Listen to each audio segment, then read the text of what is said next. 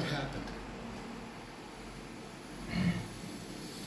By about 6:30, she was in a major slump. But what was her goal? To study 6 hours. So she continued to sit at her little desk and stare at pages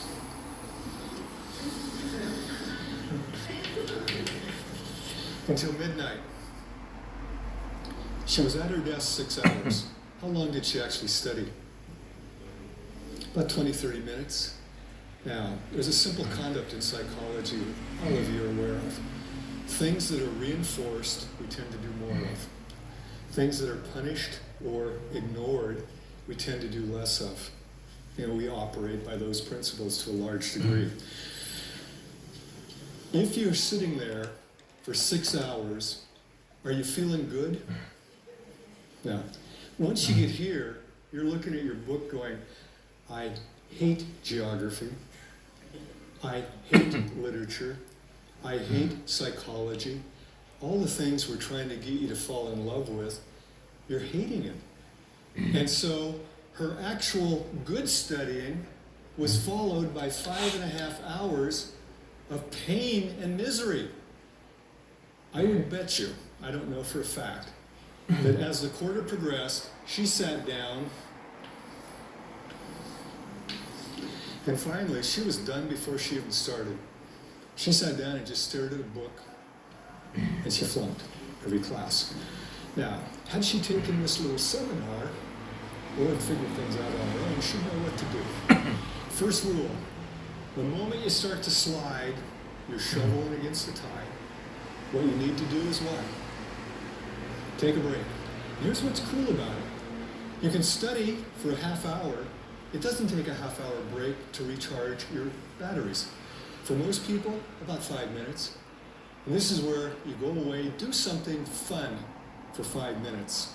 Call a friend, talk to a child, talk to a parent, a roommate. Enjoy some music. Do something you enjoy. And actually say, this is my treat for having studied for 30 minutes effectively. Go back, and here's what happens. Your efficiency is nearly 100%. Study a half hour, take a break. Study a half hour, study a half hour. Now, had she done that over a course of 6 hours, she would have got about 5.5 hours of serious studying and about a half hour of total break time. I really don't believe she would have flunked out. Now, I get students complaining, I don't have enough time to study. Look for a break at work. Look for a break at home. Those little 15, 20 minutes can be very efficient if you apply them efficiently. Unfortunately, sometimes it's really tough to get those moments, but you need to build them in somehow. You've got to have at least some time to study. It's not going to happen through osmosis. Now, I'm going to ask you a final question. Let's say you've studied till midnight. What do you want to do after your last study 20, 30 minutes? No, not yet. You want to give yourself a big treat, okay? Whenever your studying time is done, plan something special. Now, for most women, especially with kids, it's a Calgon bath with candles and the bathroom door locked, and the statement, if you bother me, I will take your head off. This is where guys go, what? Yeah, absolutely privacy. Kids walk in while you're using the toilet, while you're in the tub. They'll bring their friends with them, won't they? But dads don't put up with that. When dads are in the bathroom, it's lock the door, tough luck, go elsewhere. For you guys, I'll give you mine. This is politically incorrect.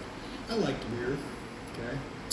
My goal was to knock out all my studying, go to the Iron Bull Tavern in Bellingham, knock down a couple beers for my treat. Now my buddies, they'd say, Wandale, how are you getting straight A's? Well, I'd studied starting about 3 in the afternoon. By 9 o'clock at night, when pictures went on cheap, I'd done all my studying. I went in and enjoyed my beer. These yahoos started drinking in the afternoon, then went to the tavern, planning to go home and study. You know that's not going to happen, okay? You're not going to study, and even if you do what's called state-dependent memory, you'll typically only remember if you're intoxicated. And I don't recommend getting drunk before a test. It's kind of a stupid thing. If you plan your day right, you can have those little study breaks, but the coolest part is this. Because you're now reinforcing it with those little breaks and something fun, you extend it. And you'll find you can go 30, 40, 50, an hour and a half. And this is training. Those of you who go on to advanced degrees, you're going to have to study incredible lengths of time without taking a break, because you've got to get it done. Like my daughter in med school. It's just amazing. I've told her I couldn't do it now. Actually, I wouldn't do it. You're training yourself, and if you do it right, it becomes progressively easier. Okay, next question. How many of you have a true study or library in your place of residence? Okay. Two of you, if I'm seeing correctly. I've always envied that. A quiet place to actually do reading or studying, okay? I'm going to make a prediction. How many of you study in your bedroom? Okay, how many of you study in your bedroom? We'll raise high so everybody can see. That's where I studied a lot, especially when I did go to community college. If you don't study in your bedroom, I bet some of you study at the dining room table / kitchen table or bar. How many study at the dining, kitchen, bar? Okay. Now, if you don't study in those two places and you don't have a study or library, you study in the family room, rec room, living room, the place where your TV and stereo is, your couch, your easy chair. How many study there? Okay. Now, some of you might actually drive to a school or library. Any of you do that? Go to it? Okay, a few of you do. I still remember living at home, going to Highline Community College. My folks bought me a little desk. I still have it, okay? A little desk, and I'd come home, because I did work then at Albertsons. Typically we got off at 9, get home about 10. And I'd start studying. I still remember reading Billy Budd, okay, Melville. And I'm sitting there studying, and my eyes are just, And then the bed started.